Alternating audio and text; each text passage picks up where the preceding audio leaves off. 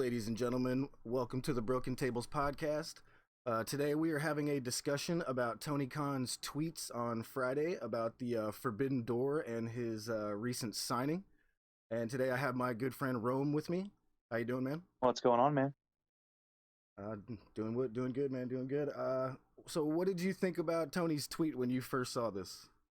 So, I mean, when I first saw it, great thing about AEW is I feel like there's always something exciting coming down the pipeline, whether it be a free agent signing or, marquee storyline, something like that. And I just think that, honestly, excitement. I mean, something big's going to happen. I mean, especially if you look at the wording of Tony Khan's tweets, which, again, we're going to go get into it, but I think that there's some very choice wording in there that should have people excited. Yeah, I mean, immediately my brain just started racing with names and faces just flying through. Yeah, so that's what we're gonna do today. We're each gonna name three people that we think that it could be. We're gonna name one person that we don't think it's gonna be, and then one person that's just no chance in hell it's gonna be. Hmm. I think I'll start us off here. First person that I think that it was going to be is Jeff Hardy.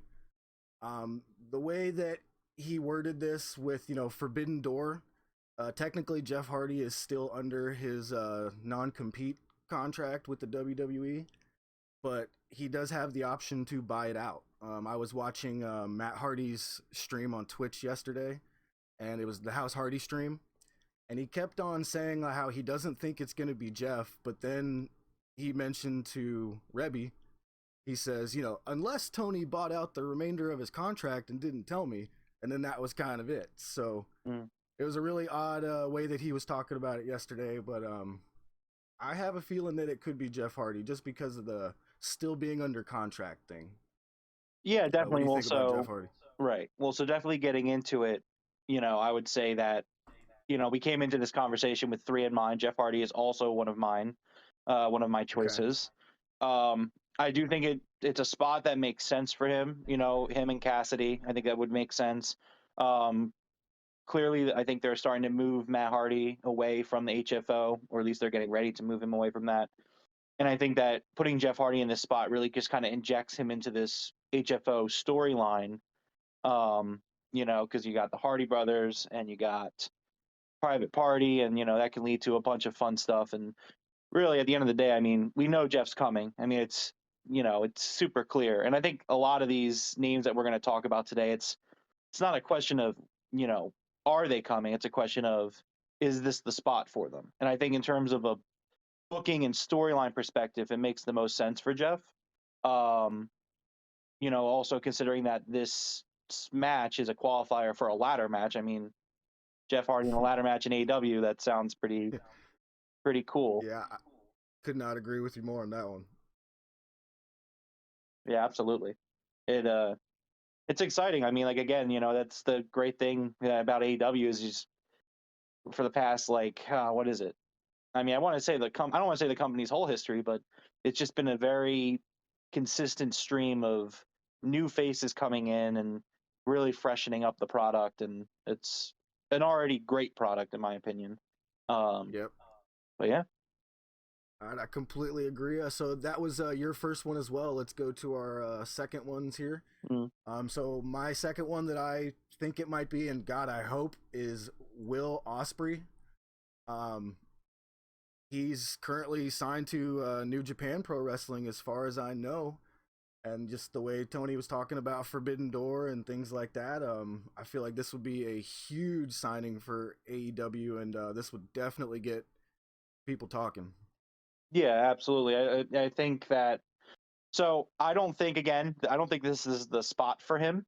I think Osprey will definitely, be in there eventually. But again, the big discussion point is the wording of Tony Khan's tweets and how this announcement's being made. Um, it's definitely, if you look at the wording, it's definitely implying WWE. In Yeah. terms of companies being quote unquote open for business and slamming the forbidden door shut. I don't think Tony Khan has any interest in closing the forbidden door with anybody, but if he was, it would be the company that won't open the door to begin with, which would be the E. So Yeah, I great just point. again I don't think it's impossible to assume that Osprey is going to show up at AEW. It just like the big thing where like the speculation's wild is again the tweets. Like for I'm a big Wyndham fan, big Bray Wyatt fan. I am dying for this guy to get here, but Same. I just don't see this as the spot for him. So that's why he's not going to be on the list that we're going over today. Yeah. But the tweets are what really make this noteworthy. Like, Jeff Hardy was the safe bet.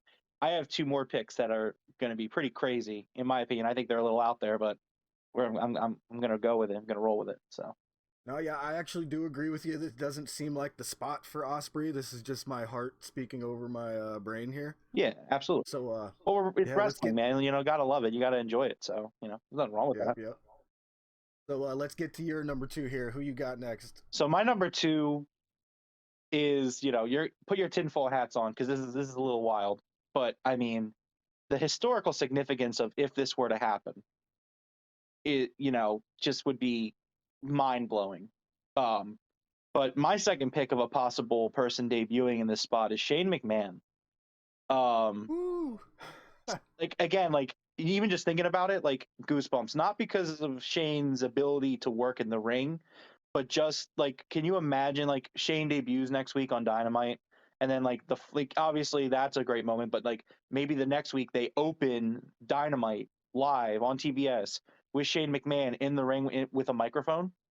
Oh, Um, dude, like the WCW episode. yeah, yeah, it's just, man, listen, the historical significance of that in the professional wrestling world, like the amount of like it's just wild. Like I can't even think about the full implications of all of that happening.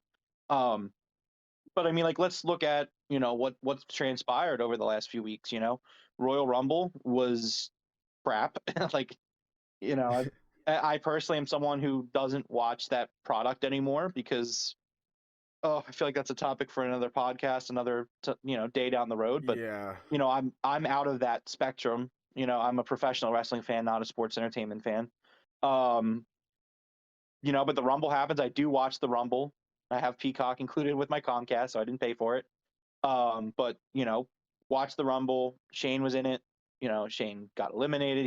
He had a very premium spot, a big role in the Rumble.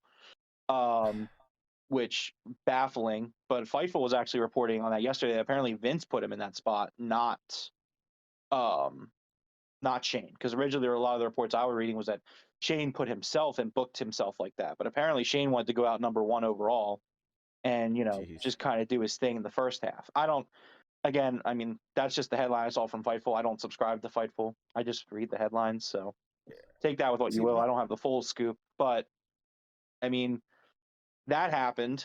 And then you have, the company letting him go. I personally think that he was more so let go, not because of the backlash of his spot in the Rumble, but mainly because it was a very bad Rumble. It was very lackluster, no surprises.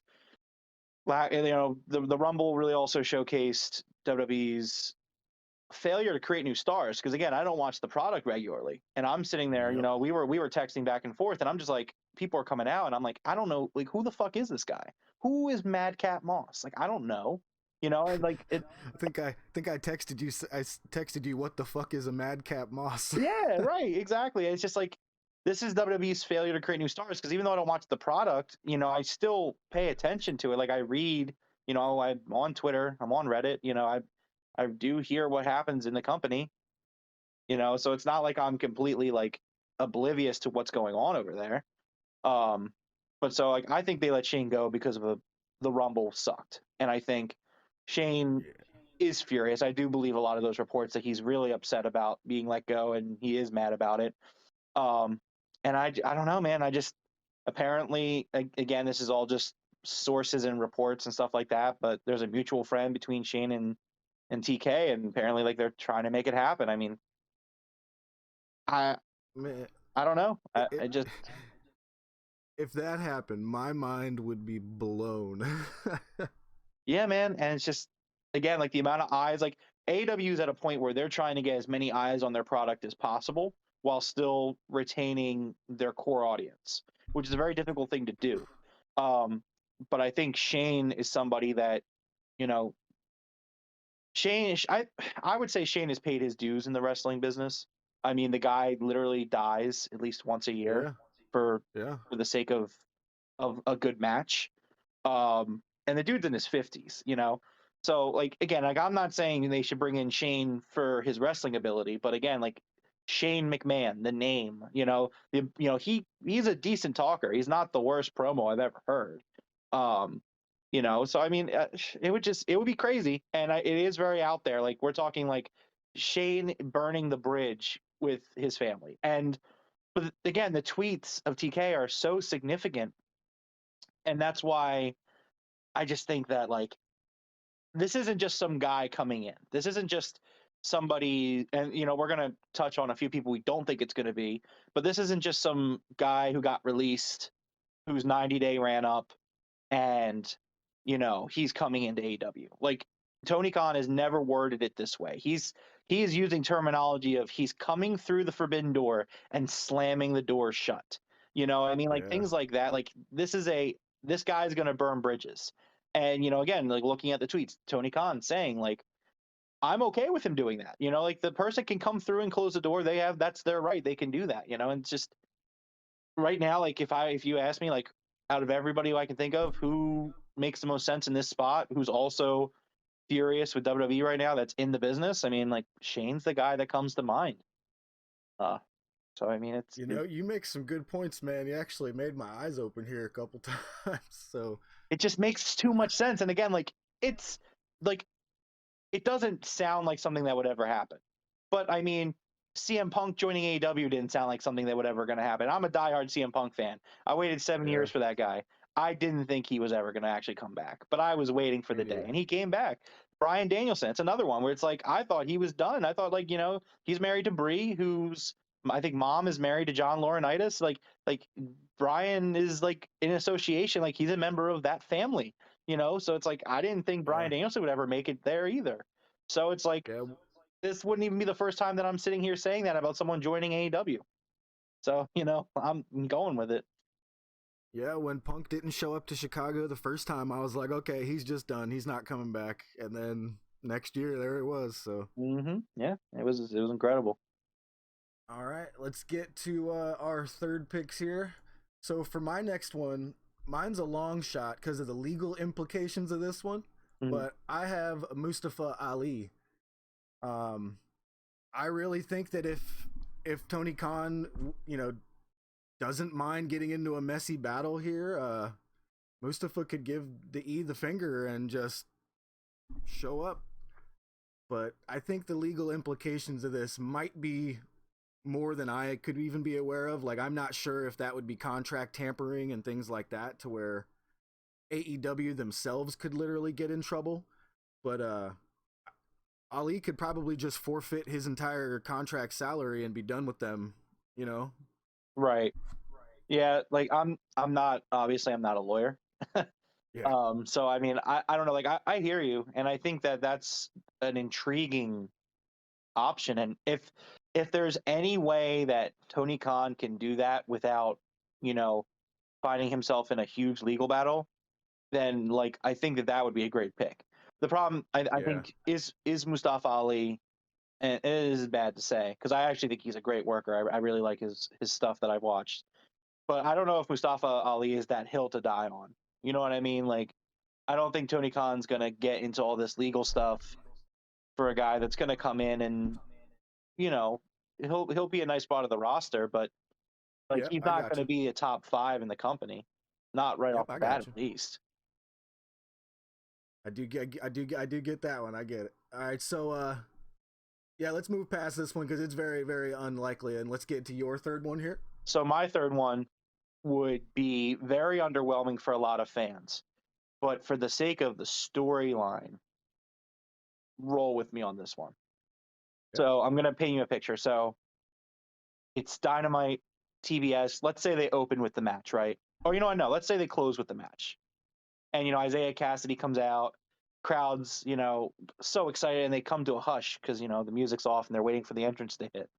And everything gets real quiet, like pin drop quiet. Like, who is it? who's the guy coming through the forbidden door signing a contract? Like, who is it? And then all of a sudden, Cody Rhodes comes out. Now, so here's the thing, right? Like, again, I look at Tony Khan's tweets because, like, this is a unique situation in the sense that, look at his wording. When you're done this podcast, go and look at these tweets from Tony Khan, and tell me that this isn't a unique situation. He's talking about someone coming through the forbidden door, a free agent coming through the forbidden door, signing a contract and closing the door. What is the last thing that we heard from Cody Rhodes? That he is working as a free agent who wouldn't mind going through the forbidden door to go somewhere else. Like the Rumble buzz was huge. The buzz that Cody was going to be in the Rumble was like crazy huge. So it's like, Yeah.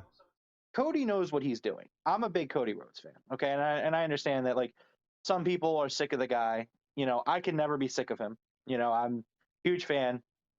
He's the reason why, in my opinion, he's the biggest reason why AEW's there. Oh yeah. Like, without Cody Rhodes, I mean, I don't think it gets to where it gets to. I Sorry, tell you, this would definitely get him some heat. I think the crowd would go freaking nuclear booing on him. But that's the goal. They're going through this Homelander Codelander. Yeah. I love the Codelander title. But but to go down this road, he comes out, signs the contract. He says, "I'm not going anywhere." The boos just rain down on him. And then he beats Isaiah Cassidy to get into another Face of the Revolution ladder match, which, like, I would book Cody to win that match just, again, for the heat, because Cody's like, I'm the face of the revolution. I'm not going away. And just like, and then there you go. And that's the storyline. Now, granted, while storyline, I think it makes sense, I don't think Tony Khan would hype up a free agent signing like this. Tony Khan doesn't like to, not deliver on promises. So this would be a very not Tony Khan move, I feel like, admittedly. But, I mean, I think there's an argument for it. I think there's definitely a possibility in it happening. I mean, it would make great storytelling, which I'm a huge, like, again, like, good storytelling is where I'm at. Give me a 5-star promo and I'll just love it forever. It's great. Hey, I'm already running with the ideas for this one. Give me an actual door up on the stage, where Cody's entrance happens, like a door come up on his rising stage, and then have him smash through it with a sledgehammer or something, like. Yeah, I know. And then that could be the match where he finally whips out the pedigree. Then he whips out the pedigree. Oh man. I'm telling you, man. Like, again, like, I understand why people would be disappointed, but at the same time, don't be disappointed, because people are coming. Like, that's like the one thing to take away. Like, like, I really do think, like, Gargano's coming, Lee's coming. Like, these wrestlers, like, they're coming, but Tony Khan is gonna spread it out. So just enjoy it. It could be a really good story. I don't think it's going to be Cody, because TK doesn't like to disappoint, but man, it'd be great storytelling if it was Cody. Cody Rhodes is the only wrestler on the planet that I can't find a Is All Elite graphic for. Huh. Interesting. All there is him standing in front of All Elite podiums. No graphic. Yeah, I guess that's true. All right, so that makes me want to go back. That's all three of ours here. I want to go back to the Jeff Hardy one, because you made an incredible point of the timing of the reveal and the signing. It could not make more perfect sense the way that they've set up the House Hardy and Private Party there. Mm-hmm. Well, I mean, yeah, I think they're clearly teasing a break off of that, because Hardy's been very frustrated with Private Party. In the last few weeks, they lost their tag team title match against Jurassic Express. And I also follow Matt Hardy on Twitter. Hardy posted a video after Rampage on Friday saying, maybe he has to start focusing on himself more. Maybe he shouldn't be focusing on Private Party. It's definitely going in that direction. So again, yeah, we came in here with a list, and, like, if you asked me to put money on it, I would say Jeff Hardy. I don't know if Jeff's 90 days up, but at the same time, the wording of the tweet could be very foreshadowing of the fact that maybe Hardy did abandon the 90-day. I mean, it's possible. I mean, I think there's a way. If I recall, during all the Bray Wyatt stuff going on last year, I think it's possible for the wrestler to buy out the rest of their 90 days, but they have to either pay for it or they lose that money. There's something along those lines that it works like that. So I mean, if it's possible for Hardy to buy out, and I mean, he's been out for, when did he get released? Like 2 months ago? Few weeks ago. I don't have it right in front of me, but I think it was 3 weeks ago, Oh, I don't know. maybe 4. Let me look it up so I can have an updated point here. But I mean, yeah, no. Yeah. Now, It would make a lot of sense. I think Matt actually may have revealed something for us on his Twitch stream yesterday, and I just caught it now that you're mentioning this. Matt said Tony Khan could buy out the remainder of his contract. Yeah, there you go. So yeah, I do believe they have the option to buy out the remainder. So let's see. It looks like December 9th was when Jeff Hardy was released. Oh, geez, that's a lot more than 3 weeks ago. Yeah, I knew it was definitely in 2021. I'm just trying to think. So December 9th. That's coming up on 60 days, so there would be another like another 33 days, I believe. Yeah, give or take. Yeah. Jeff, he got plenty of money to buy that out. And then if Tony wants to do it just to get Jeff over there, it's worth it to him, guaranteed. Yeah. I mean, another interesting thing that that Tony said in the tweets was that it was a top wrestler. Which, I mean, that could definitely leave some argument for Jeff or Shane. I mean, Shane's always, whenever Shane's on WWE TV, he's always been billed as a top guy. I mean, you look at the Royal Rumble, he was in the Final Four. So, I mean, I'm just saying, it's interesting. Also, it'd be very interesting for it to be Shane, considering it seems like every year somebody comes back in the Royal Rumble and then they sign with AEW, because last year it was Christian.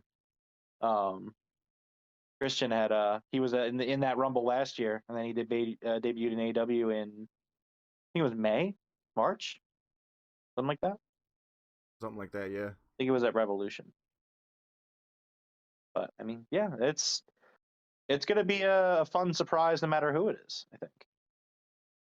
All right, like you said if you were gonna put money on it, it'd be Jeff Hardy. If I had to put money on it, it'd be Jeff Hardy. But like, if I could pick anybody, I would pick Shane, just because, again, like, I don't even think Shane would have a lot of like great like in-ring work left, but I mean, give the man a microphone, give him some TV time, and be like, hey, air your grievances, man. Like, yeah, and just let Shane shit on his dad's business, his dad's company. Like, that's as somebody who's been burned by WWE, to the point where they're dead to me, I'm all about this Shane coming in and just Vince watching Dynamite and seeing Shane on Dynamite and just being angry. Like, that sounds great to me. That sounds like a fun time. Yep, I agree. All right, so my money would be on Jeff Hardy as well. Now let's get over to our one wrestler that we do not think that it is going to be. So I went first last time. Let's get yours first. Who do you think it is not going to be? So I'm going to upset our dear friend AJ here, but it's not going to be Keith Lee. Keith Lee just got married, I believe. And also, this just doesn't feel like a spot for him. Again, Tony Khan's tweets just make it seem very like this guy is like, it just makes, again, the situation just feels different. Tony Khan's tweets, like, Tony Khan didn't say anything like this when Adam Cole came to WWE. He didn't say anything like this, at that point, or any other free agent signing, really, apart from CM Punk. None of them have been made to sound like this big of a deal. So I just think Keith Lee, he's coming, but I mean, like, let him, let the man enjoy some time away, some time off. He almost died last year. Or the year before. The last 2 years kind of, blend together for me. So, I don't think it's Keith Lee. I know I see a lot of people on Twitter think it's going to be Keith Lee. If anything, I think Keith Lee shows up at Revolution, or somewhere around there. But I don't think this is the moment for Keith Lee. I completely agree with you. I saw the wedding photos as well. You know, you still got to go have a honeymoon. It's going to be at least a week long type Right. thing. So It's a similar thing to Johnny Gargano. It's like, look, I feel like Johnny Gargano is going to end up in AEW. I really do think so. But yeah, like, let the man take some time off. You know, he's expecting a child. Like these guys have lives away from wrestling, and like, yeah, it sucks to not see them, but just be patient. It'll all pay out. yeah. When Johnny replied, or not really replied, but posted on Twitter, said, "I heard you guys. I heard you." You know, Hmm. that was his way of saying like, "Listen, I'm coming, but not right now." Yeah, just give me a few weeks. I just got out of the E. All right, so my person that I do not think that it is going to be is, I don't know if it's going to upset many people, but this is somebody that I do not think that they would ever slam the door on their prior company. I think that is just an impossibility with this guy, Hmm. and that's Kazuchika Okada. Okay. I do think one day we'll see him in AEW, and I think it's going to be freaking amazing. Something with Kenny Omega, it's got to be. Um, but I don't think he would be anybody that's going to slam the door in their prior company. You know what I mean? Yeah, I mean, again, it's like I don't mean to harken back on your Osprey pick, but it's like you gotta. I sound like such a broken record, but you gotta look at these tweets. Like Tony Khan is implying that, hey, this person joining AEW is going to close a door in the other company's face, and the terminology is implying WWE. So like it's going to be a guy that was in WWE, isn't anymore, and basically him joining AEW is going to really upset WWE and probably sever some ties. So it's like, I mean, going off of that, you can eliminate a lot of people in the professional wrestling landscape. Yeah. Yep, I definitely agree with you on that one. All right, so let's get to the final segment here, which is going to be our no chance in hell wrestler or slash person.